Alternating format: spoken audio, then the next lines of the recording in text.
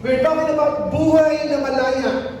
And in this aspect of buhay na malaya, we're talking about that particular section from the book of Exodus, the 10 Commandments. Ano po? 10 Commandments yung pinag-uusapan natin.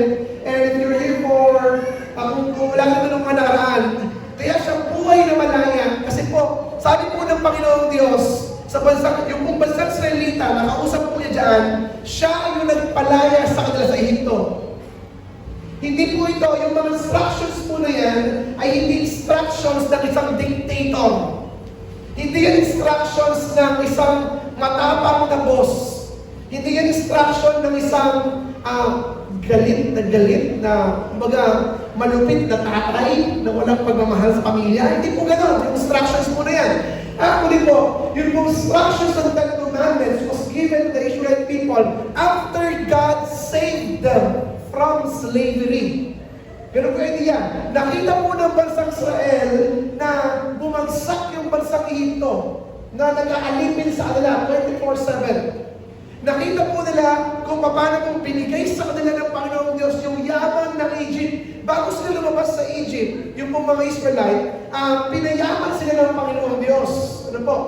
Kinuha nila yung mga ari-arian ng mga master po nila. At hindi lang yan. Nakita nila yung mga master nila lumubog sa dagat. Ano po? Sa Red Sea. Nung kung tumakip na yung Red Sea, they saw it.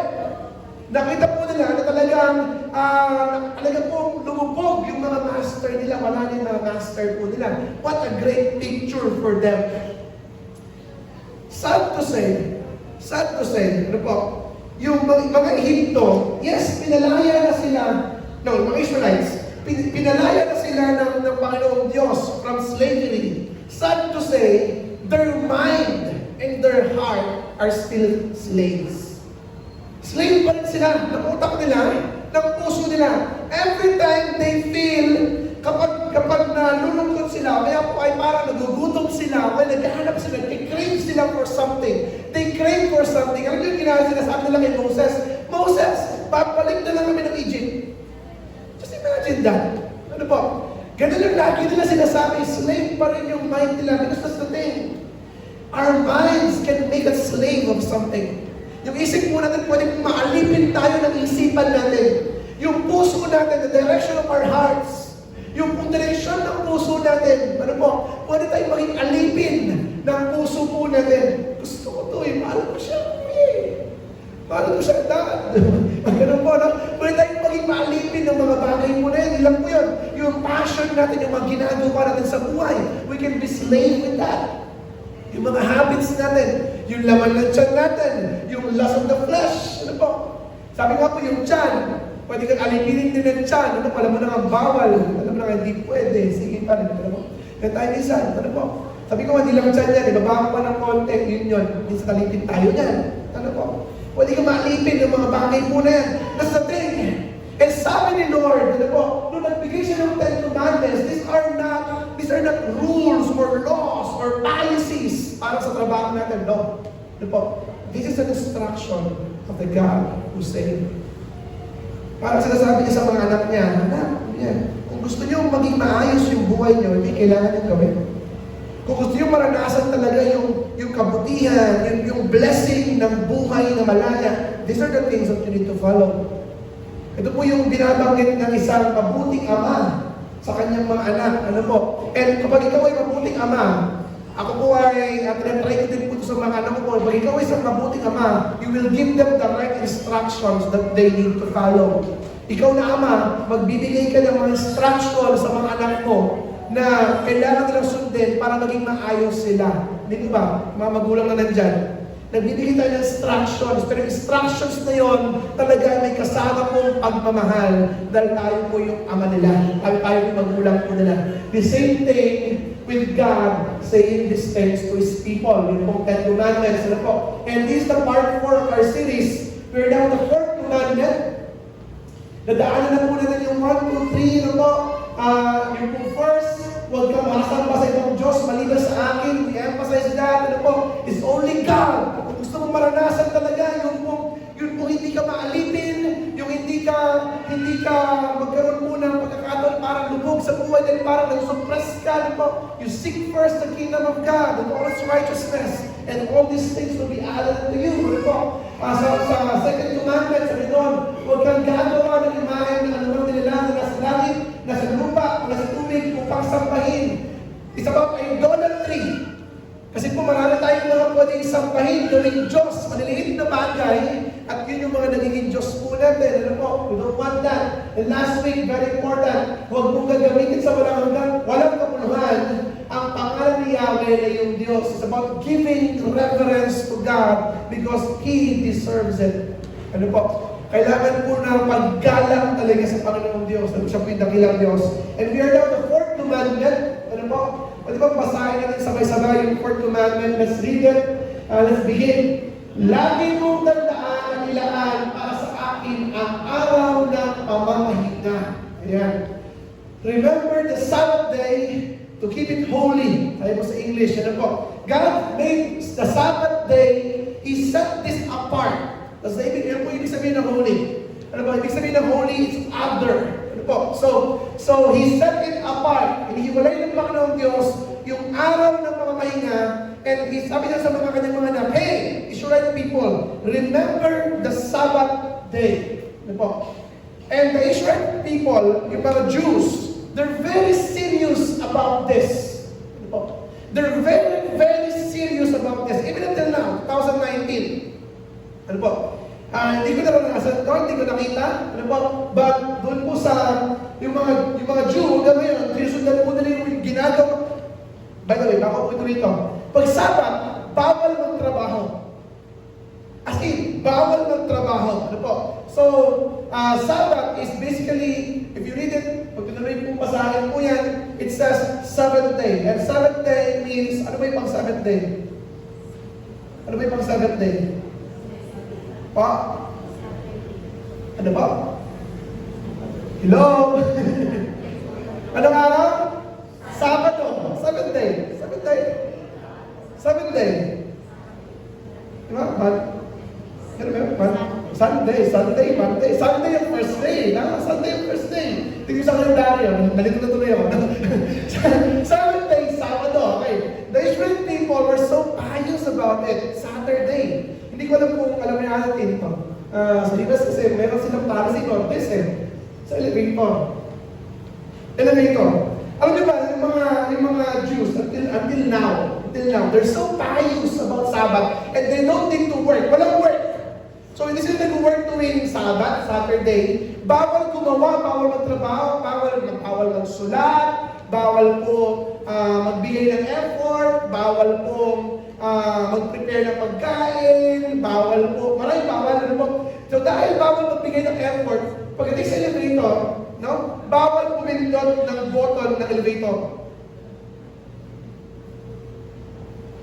Bawal pumindot ng elevator. So imagine mo na ako nakatira ka sa 50th floor. At may kailangan kang kunin, kailangan mong puntaan yung anak mo whatsoever. No? Bawal so hindi siya mag-elevator, pastor. Meron silang mga policy about that. Ano po? Hindi ko lang matitig kung nakita mo ito Sabbath elevator.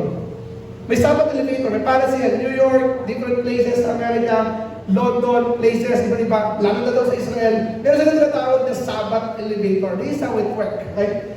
Kasi bawal sila pumindot ng button. Tama? Bawal button. So, yung pong mga Sabbath elevator, may Sabbath elevator daw.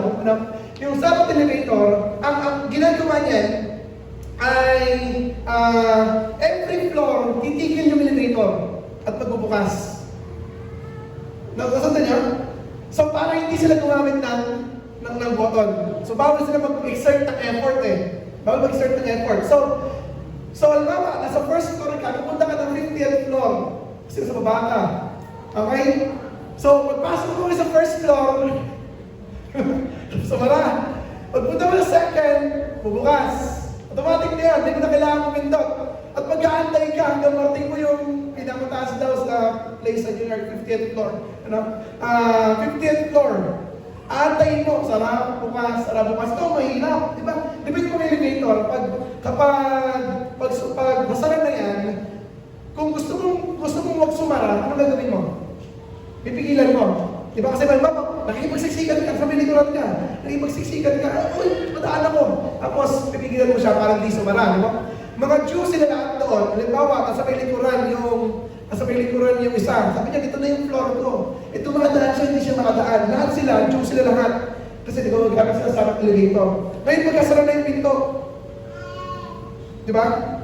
Eh, bawal mag-exert ng effort. Pag na-miss mo yung floor mo, repeat the process. Ganun katindi. And they follow that. They follow that. Bawal mag-sit dahil bottle, bawal electronic. Bawal electronics, bawal yung mga, basically bawal ang ilaw. Bawal na pumindot ng ilaw. So, hindi sila gumagamit ng bumbilya na day of Sabbath, 24 hours ng gabi. Ano pong ginagawa ng ilan? Para, kasi ganito yun eh. Kapag nakasindi na yung isang bagay before Sabbath, okay lang gamitin. So, alam mo yung ilaw mo, Friday, bago mag-Saturday yan, nakasindi na yung ilaw mo, hindi mo napapatayin ng Sabbath. Ano po yung idea? Kasi bawal yun eh. Bawal sa day ng Sabbath, yung ilaw, hindi yung ilaw, yung pipindot. Nakuha niya idea? Bawal kasi magsindi o kaya magsunog ng fuel. Yun yung idea. Bawal kang magsunog ng energy on the day of Sabbath. Kaya ang tanong dito, paano pastor meron silang mga tanong dito eh, yung refrigerator. Di ba yung ref? Yung ref? Di ba? Pwede magbukas ng pinto. Pwede. Ano po? Pwede rin po nakasaksak yung refrigerator o maandar kasi nakasaksak na yan, naka-on na yan, bago yung day. Friday. Nasundan niyo? Ano po? Ang hindi pwede yung ganito. Nagbukas ka ng refrigerator, di ba nakapatay yung ilaw ng bombilya sa loob? Pag binuksan mo yung refrigerator mo, ano mangyayari sa ilaw? Bubukas. Yun ang bawal. Yun ang bawal. So, ginagawa nila, bago mag-Sabado, ano po, ganun sila ang kapayos. Sabi ko, ganun sila ang grabe. Bago mag-Saturday, anong gagawin nila? Tatanggalin nila yung function ng ilaw. Tatanggalin nila yung ilaw na yun. Para, pag nagbukas sila ng ref, hindi siya iilaw. Kasi may idea? And along with everything, bawal po ang gadget, bawal ang devices, bawal magmaneho, ano po, and some of the Jews, pious Jews, ano po, yung mga pious Jews, they still do it until today. Grabe, ano? Ganun po yung part there. That's how they follow it. They're very, very serious with that. So crazy, I think. Parang napaka-crazy naman yata ng bagay na yan. Kasi po, you know what? Ito po yung sabi ni Jesus. Doon po ni Jesus, doon po sa Mark chapter 2, verse 27. Ito po yung sabi po niya. Minsan kasi, yung pong mga disciples po ni Jesus ay napadaan sila sa may bukid, sa bukirin. And then yung mga disciples ni Jesus, kumuha sila ng mga grain. Kumuha sila ng mga pwede nilang iluto. And day ng Sabbath yun. Day ng Sabbath. Nakita ng mga Pharisees, sabi nila, kinikritik nila si Jesus, "Hey Jesus, bakit yung mga disciples mo, hindi mo binabawal na kumuha ng mga grain, bawal yun sa araw ng Sabbath?" Ito po yung sabi ni Jesus sa kanila.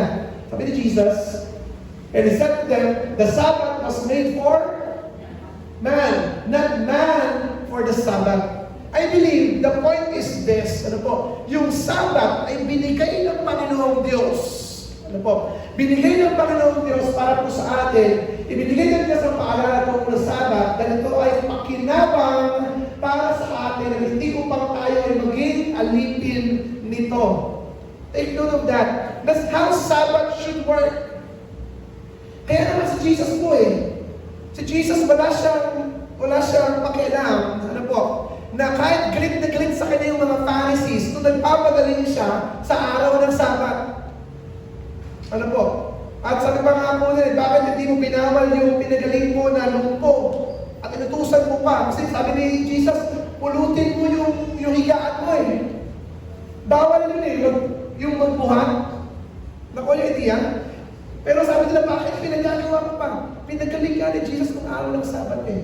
Because in the Sabbath, ano po, yung pong Sabbath talaga ay may pakinabang para sa atin. Hindi talaga yun para alipinin po tayo nito. The same thing with whatever we do for God. For example, ministry. The ministry, yun po paglingkod na sa Panginoon Diyos. Whenever we come to God, we do something for God. Yun pong ministry ay hindi po itong mga bagay na pahirap po sa atin. Ngayon ng umaga, they're doing the pastor's appreciation. Pastor's appreciation week ngayon ng umaga nila nilagay, first service, ano po? And they called us here in front. Tinawag nila kami dito sa may harapan. Kasi dyan yung mga church board na ito po yung sabi po nila pagtiisan niyo pa kami. Parang ganun mo yung binabanggit nila pagtitiis yung binabanggit po nila. It shouldn't be like that in the ministry. I believe the parang you're just enduring it, ginagapang mo, sige, repeat yung sarili mo. I think it should not be like that. Ano po? Ministry, yung ginagawa sa Panginoong Diyos ay hindi po siya dapat isang bagay na parang alipin ka. Ano po? If parang ang feeling mo sa ministry, yung mga leaders natin, yung mga nag-minister po dito, thank you. Salamat po, dahil kung wala po kayo dito, wala po yung inyong paglingkod sa Panginoong Diyos, yung gawain na hindi po lumalago. But I want to say this, gusto ko paalala na yung ministry should not be a burden. Pastor, ang hirap naman, mag-devotion na naman kami ngayon. It should not be a burden. Ano po? But it should be a thing, ano po, isang pong bagay na maging pagpapala po para po sa atin. That's why God gave Sabbath, ano po, doon po sa mga Israelite people, kung bakit po niya yan, binigay po sa kanila. The problem with the Sabbath is they made this like a law, policy, or rules. Kaya po naging parang kahirapan po sa kanila. Yun po, Sabbath, ano po. Let's read this passage, yung pong buong paragraph para mas maintindihan po natin. Ano po, ito po yung sabi po niya. Ano po, Exodus chapter 20 verse 8 going down. Sabi niya, lagi mong tandaan at ilaan para sa akin ang araw ng pamamahinga. 6 na araw kang magtatrabaho at tapusin mo ang dapat gawin. Subalit ang iganitong araw ay para kay Yahweh na yung Diyos. Ito ay araw ng pamamahinga. Sa araw na ito ay huwag magtrabaho kung sino man sa inyo, kayo, ang inyong mga anak, ng aliping lalaki o babae, ang inyong mga alagang hayop, niyang mga dayuhang nakikipamayan sa inyo. Ano po? 6 na araw po nalikha ang langit, ang lupa, ang mga dagat, at ang lahat ng nasa mga ito. Ngunit namahinga ako sa 7 araw. Kaya ito'y aking pinagpala at nilaan para sa akin. At yan po yung sabi ko doon. And before we dig deeper in this, ano po, I believe very important, isettle na natin itong issue na to kasi po ito ay tinatanong. Ano po? Madalas po tinatanong din po ito Sabbath, Saturday or Sunday? Ano ba talaga?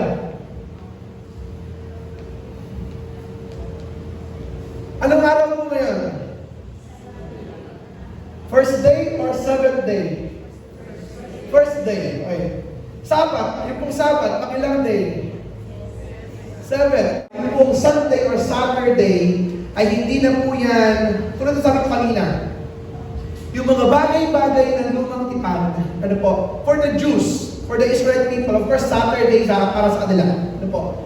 Pero yung mga bagay ng lumang tipan, ay hindi na po yan rules, policy, or law para po sa atin.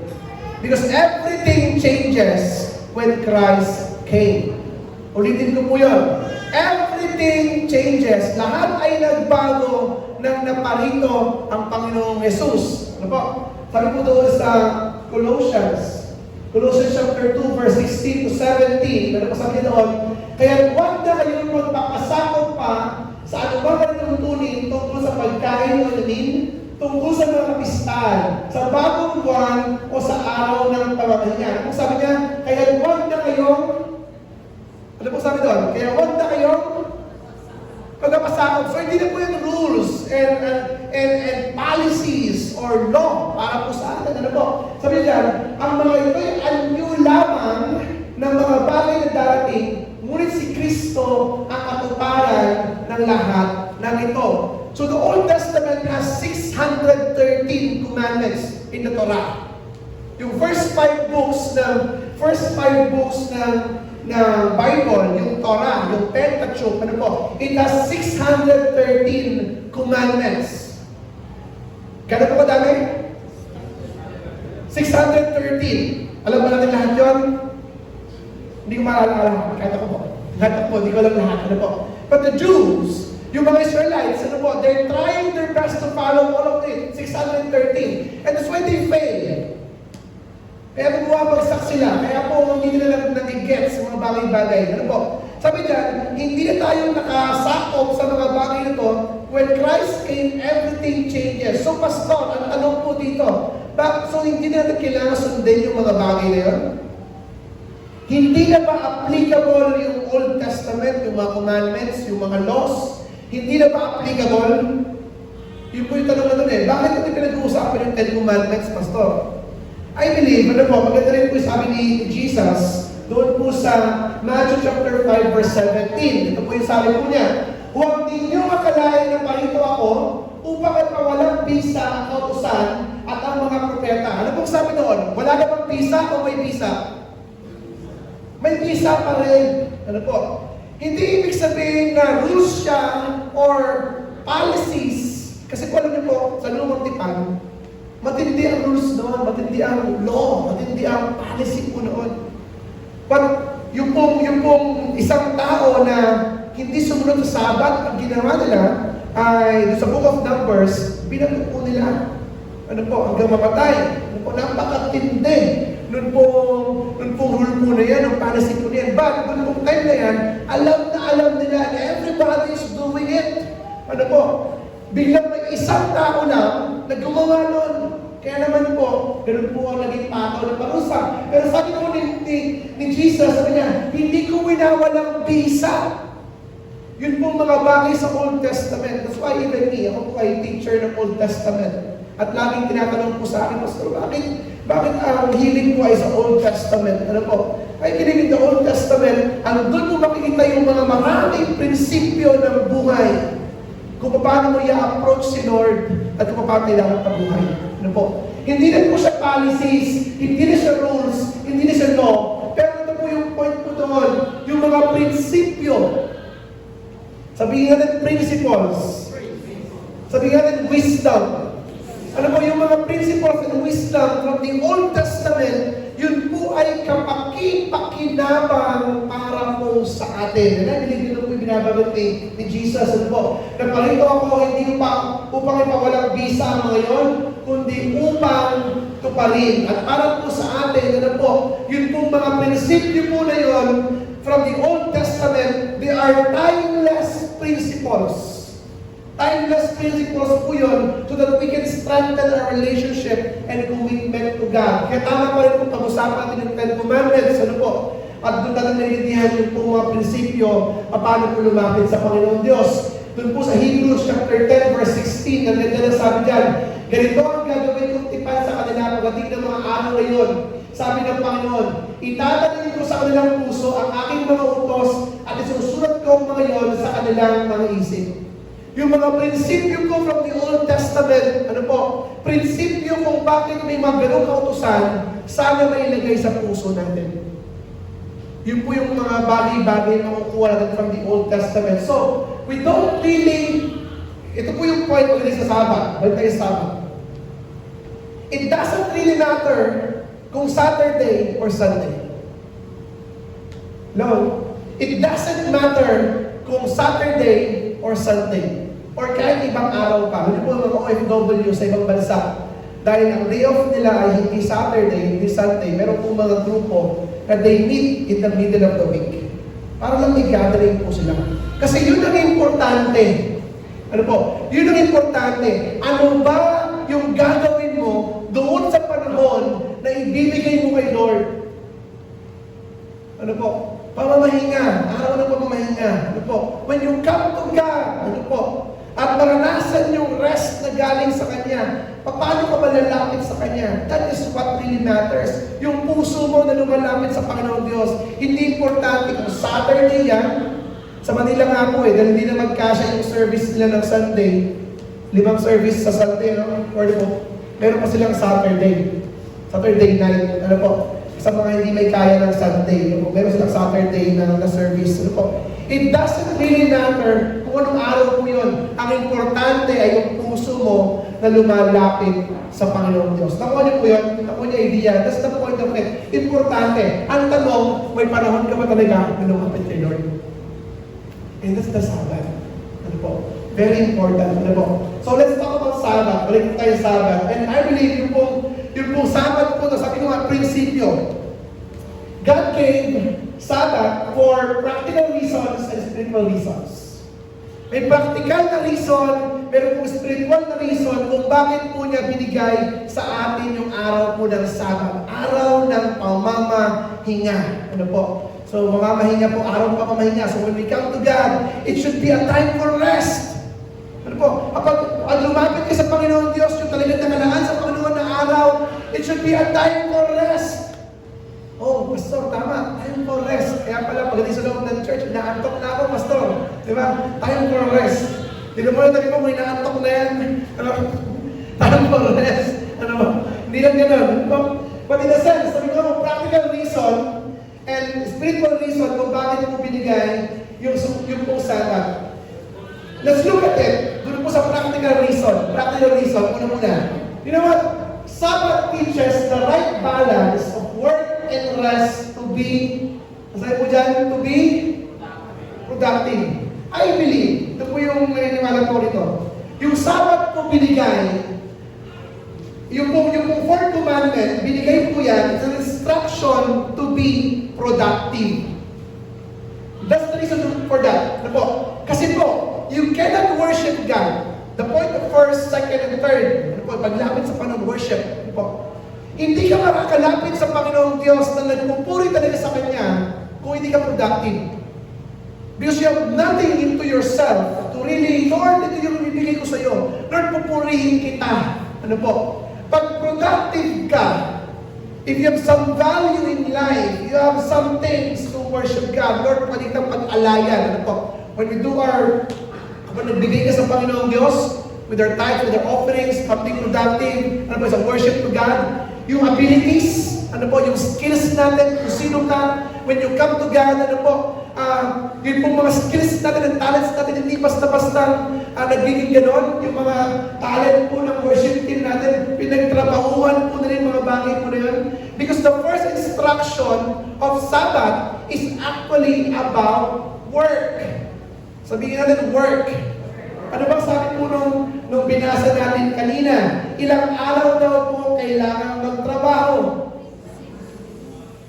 Pamasahin ko po ulit. Sabi niya, verse 8, verse 9. Lagi mong tandaan at ilaan para sa akin ang araw ng papahinga. 6 na araw kang magtrabaho at tapusin mo ang dapat gawin. Ano po?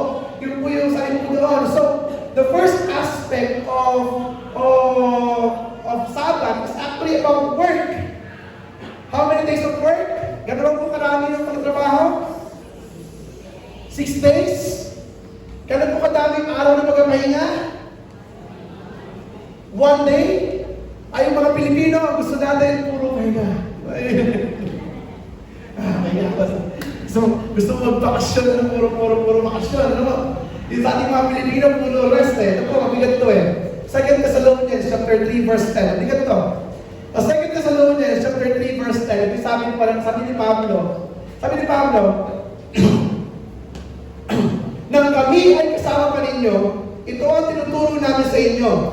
Ang ayaw magtrabaho ay hindi dapat. Ano mo sabi? Ang ayaw magtrabaho ay hindi dapat kumain, pakainin. Kaya po ng 2 Thessalonians, grabe ka naman, Pastor. Diba?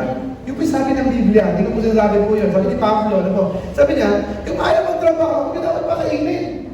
Sabi po ni Pablo, ano po? Kasi po, I believe, ano po, na importante sa atin na tayo pong tao mismo, yun po yung first na binabanggit po ng Sabbath, ano po? 6 days we need to work. Ano po? If you are working, if you're being productive, kapag productive ka, kapag nag-work ka, kapag hinuhon mo yung abilities mo, yung mga instrumentalists natin, hindi sila naging ganyan overnight.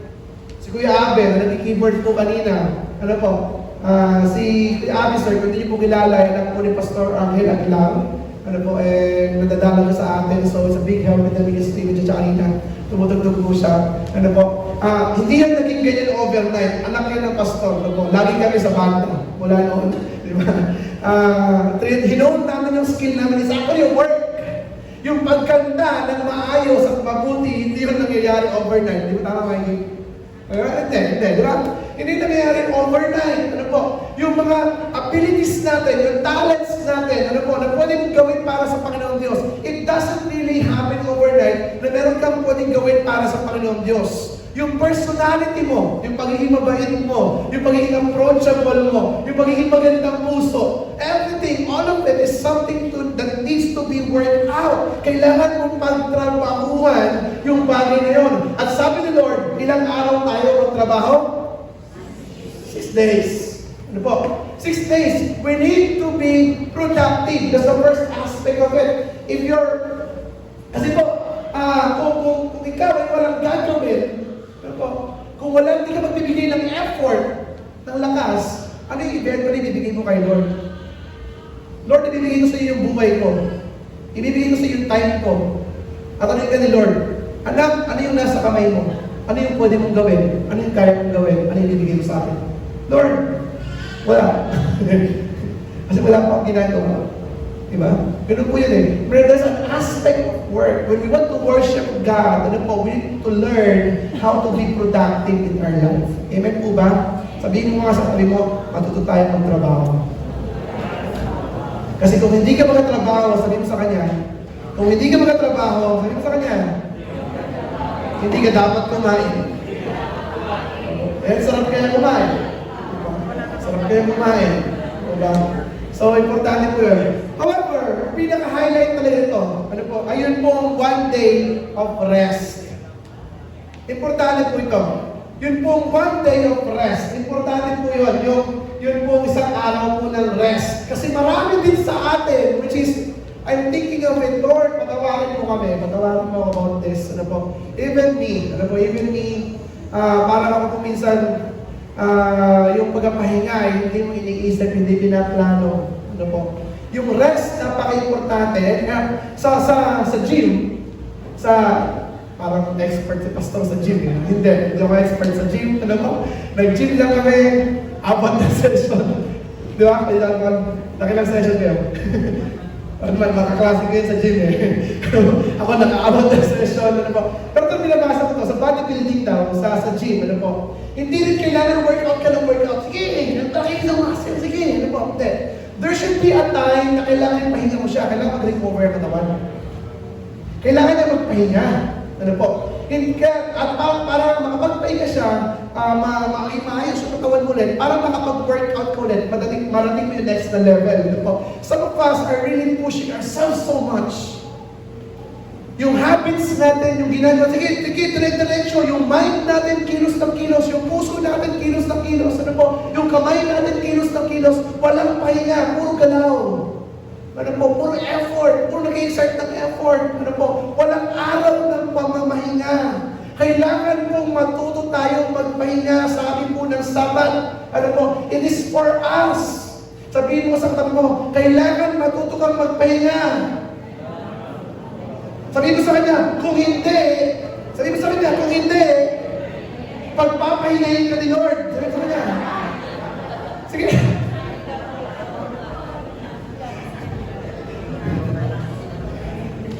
Si Lord. Mahal na mahal ka niya eh. Ayaw ka niya napapagod. Kung ayaw mo magpahinga, bibigyan ka talaga niya ng pahinga. Diba? Ganyan si Lord. Pero si Lord, nagbigay siya yung tatay, yung mabuting tatay, nagbigay siya ng magandang instructions. Magtrabaho kayo ng 6 na araw.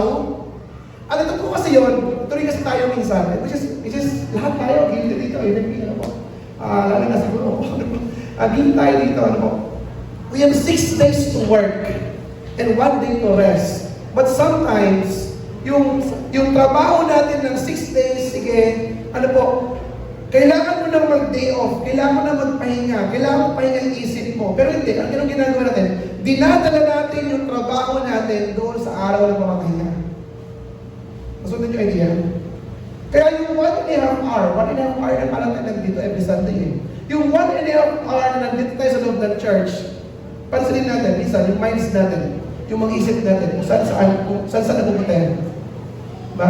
May gagawin pa ako, may ayusin ako, ako yung trabaho bukas, kinakalimutan ko submit to, ano po, ay ano kayo, maglilipas to, magluluto pa ako.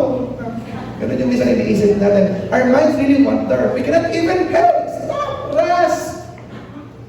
Ano po? Practical po tayo dito. We need to really, there should be time, kailangan talagang huminto po tayo. Ano po, i-rest yung ating po sarili. Yung 6 days na binigay ng Panginoon Diyos, it is enough for us. 6 days na binigay po niya. It just boils down with these two particular principles, work ethics and time management.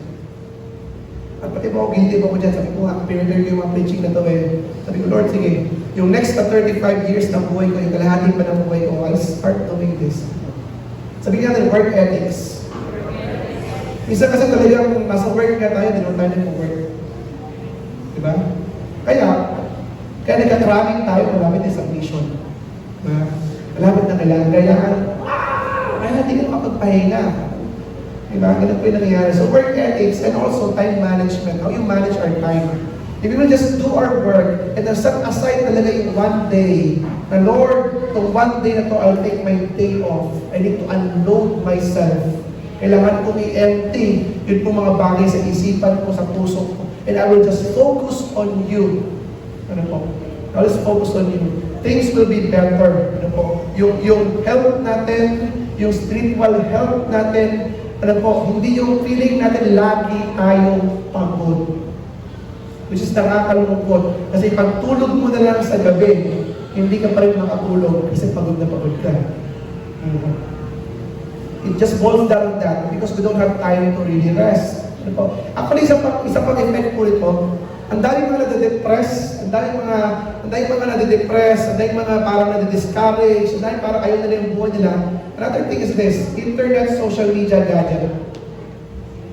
No, internet, social media, gadget. Kaya yung mga Jews, yung mga Hudyo, you know what, they're one of the top business people. Marami pong mga Jews na mayayaman hanggang ngayon. Ano po, marami mayayaman. Pero they have this a particular parang sa Sabbath, they really stop.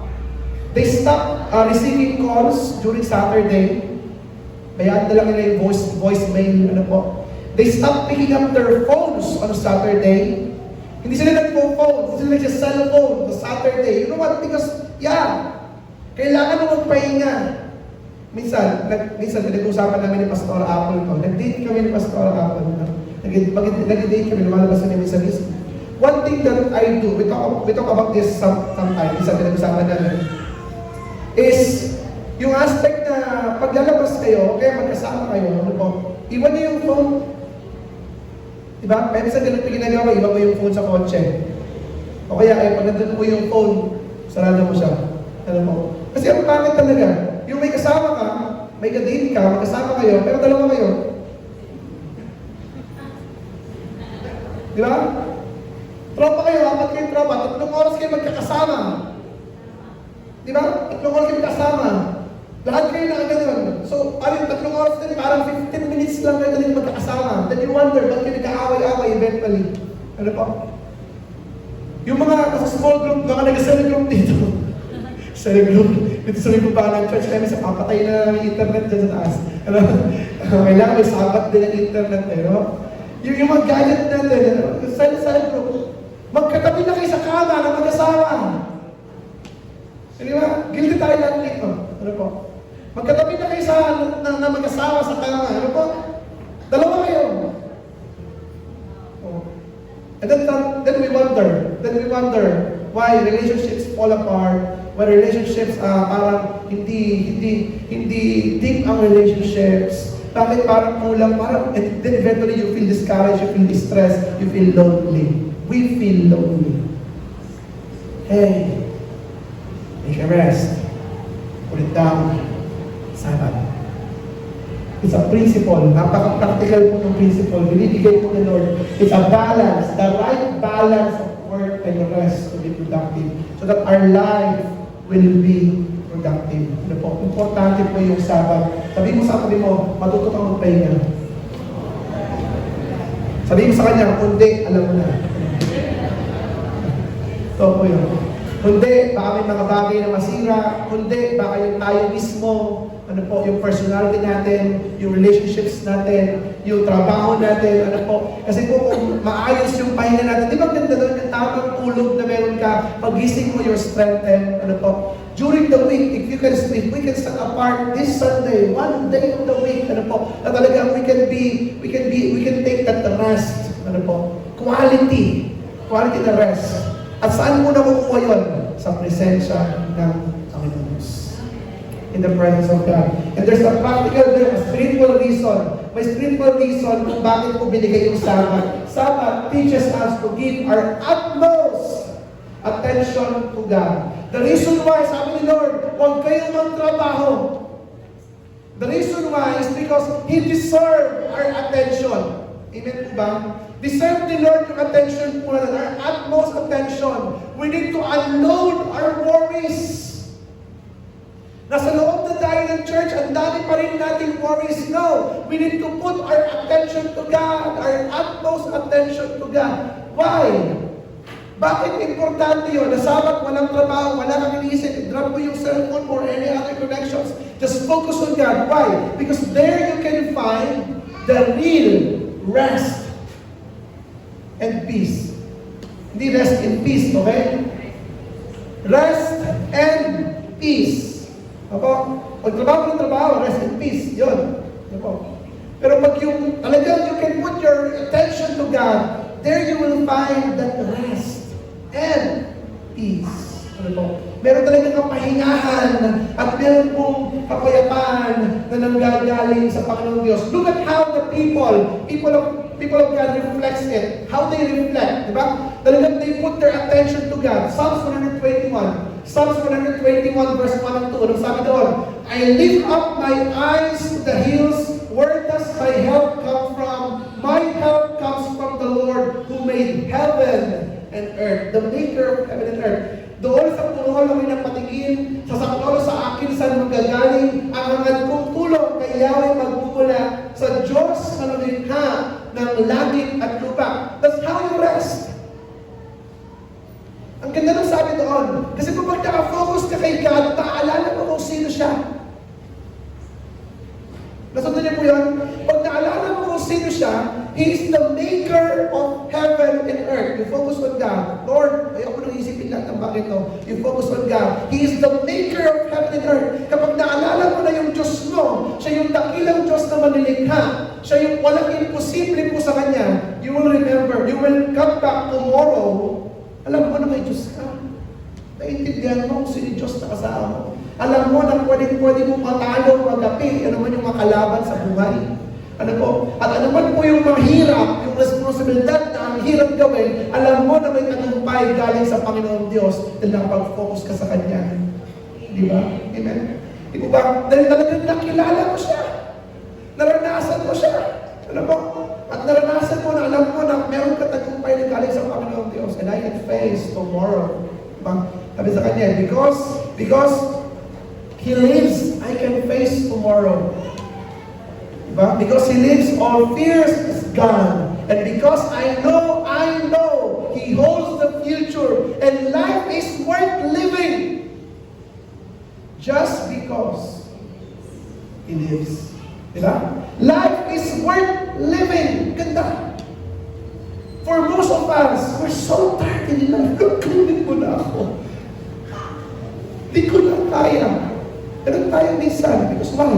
We're so tired of life. Pero ganda ng mga nag-reflect talaga sa Panginoong Diyos. Those are the kinds of songs that they can really sing. And this song was composed during the time of World War II.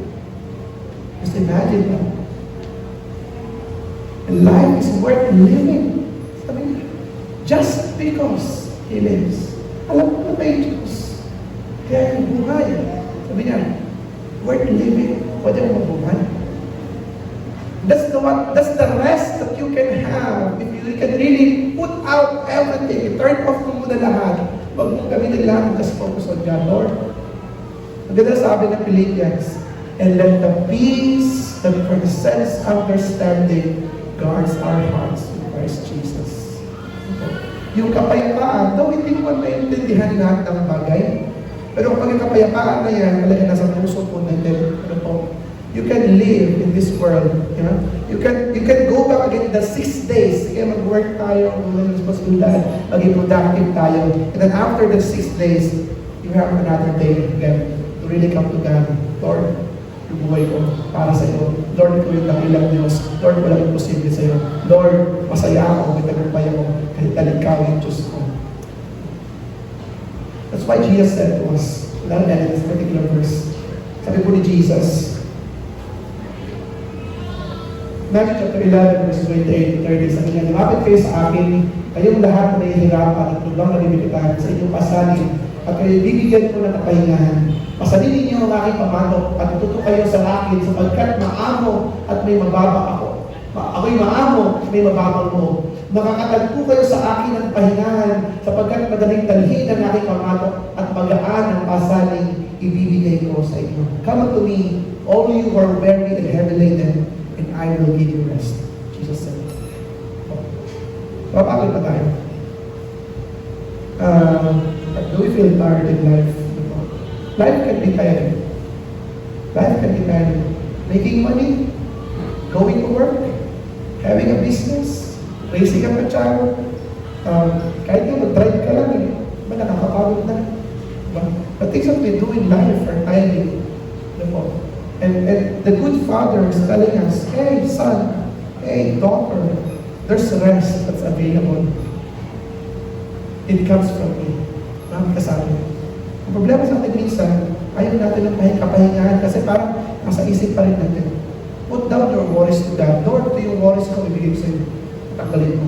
I will focus on you, on your goodness, on your faithfulness, kung sino ka. And then, we will find rest as we continue to know Him. Makilala mo sa buhay mo. Makakatagal mo din ang kahingahan. There's a perfect rest that comes from God. There's a peace that transcends understanding that comes from God. And He wants you to experience it because He wants you to be productive. Gusto ni Lord na maging productive po tayo. Binigay yung Sabbath sa nagamitin po natin.